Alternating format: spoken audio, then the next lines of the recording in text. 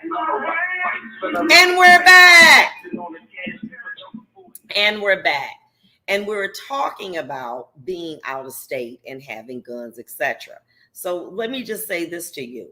Say, for instance, I'm in a car and I'm in a car with my cousin, and I have a CPL from Georgia, and I get stopped by the police.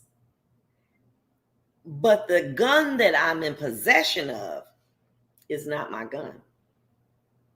It's my cousin's gun. But I said, oh, yeah, I got a CPL. I got CPL. And they say, okay. And they find out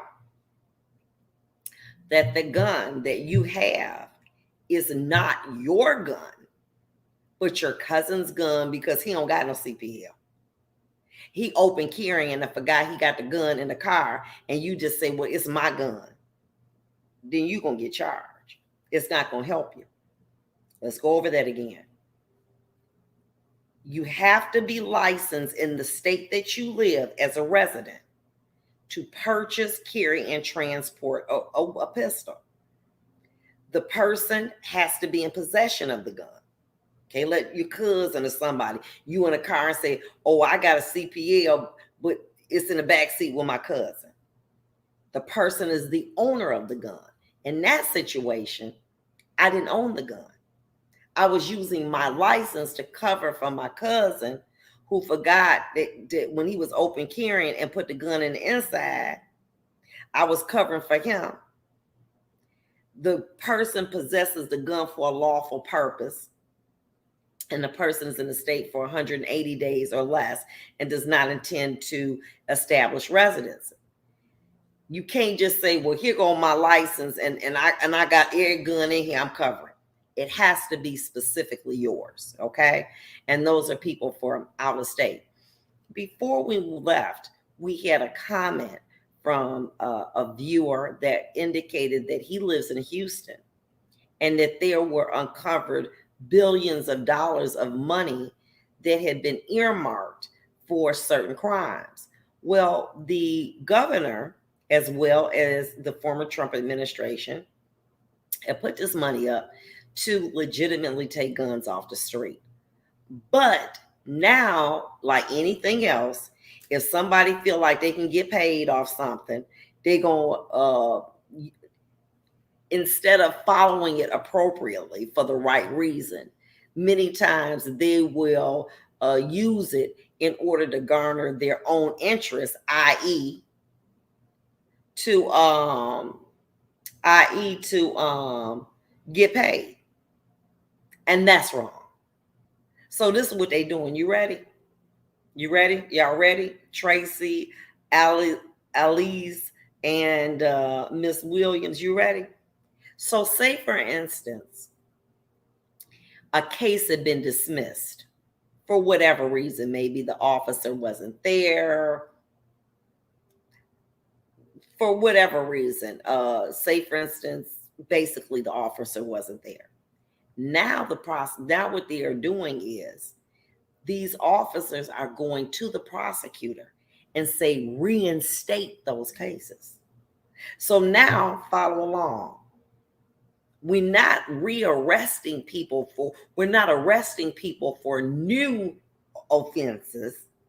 These are offenses that have been in the system, was dismissed, and now we're giving life to them. So they're not the same reporting. Get it? So if we did a study and said that there were 100 black males arrested per week with handguns, now with them getting the prosecutor to recharge them these cases, it doesn't increase that number, but they still get to go to court.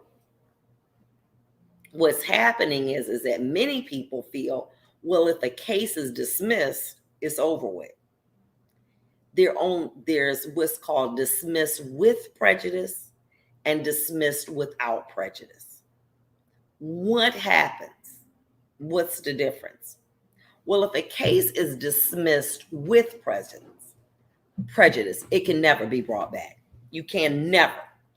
what are the two situations in which a case is dismissed with prejudice when it can never be brought against you? It's only two things. In a bench trial, if the first witness takes a stand, or a jury trial when the jury is impaneled. So guess what happened? What if you die? That case becomes dismissed without prejudice, meaning the prosecutor can bring it back, because the two events, i.e. a bench trial, the first witness must be sworn, and when a jury trial, the jury must be impaneled.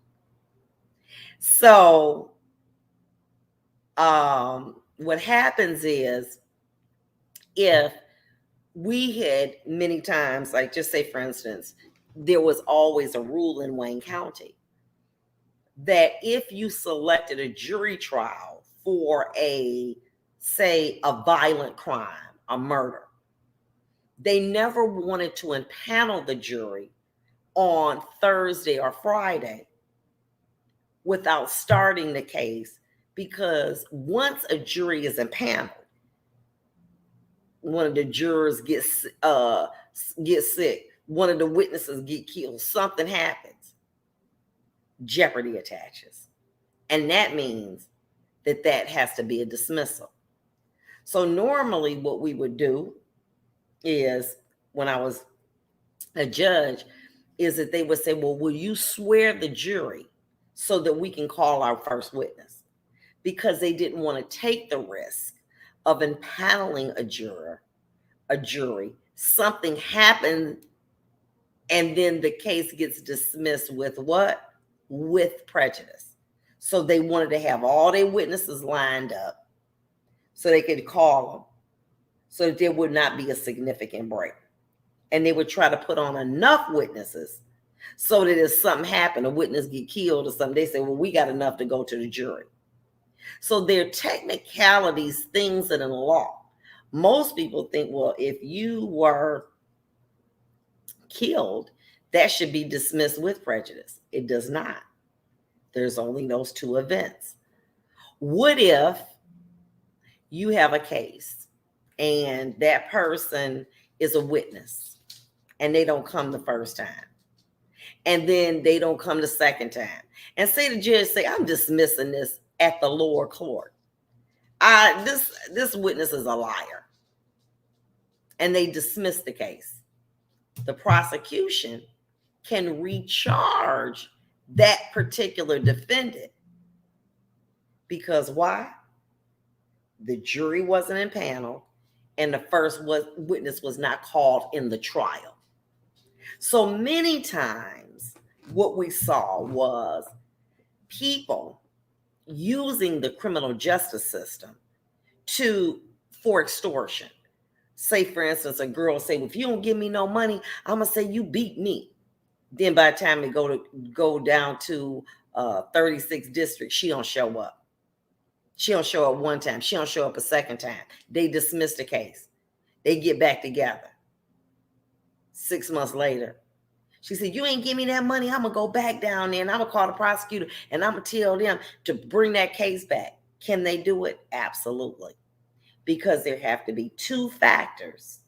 One, that the jury has to be sworn. And number two, in a bench trial, that the first witness takes the stand. So those are things to know.